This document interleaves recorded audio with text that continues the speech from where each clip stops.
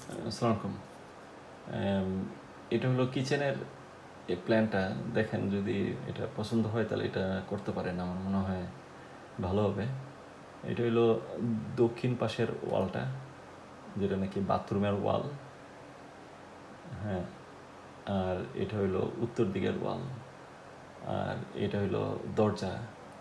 কিচেনের রান্নাঘরের দরজাটা হইব এইখানে। এইখানে আছে 12 ফুট, আর এইখানে আছে 18 ফুট। তো 3 ফুট উঁচা কইরা, 2 ফুট চড়া কইরা, লম্বা করে একটা স্ল্যাব হবে এমনে। এটা হলো 2 ফুট চওড়া, এখান থেকে এই পর্যন্ত 2 ফুট, আর লম্বা হলো 18 ফুট।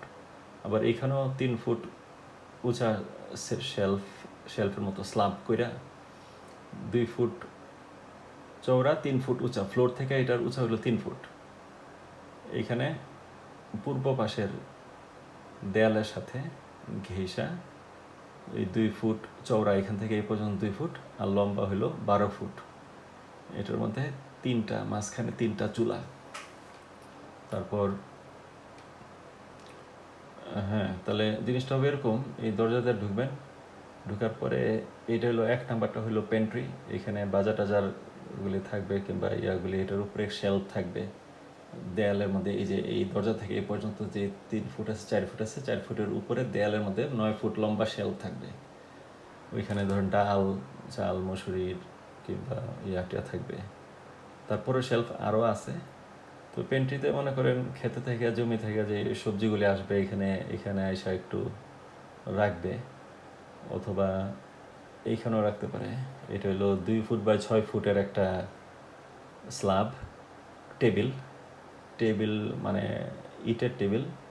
এইখানে ইটের গাঁথনি, লম্বা করে একটা গাঁথনি, আর এখানে 2টা গাঁথনি দিলেই উপর একটা টেবিলের মতো একটা স্ল্যাব বসান যাব।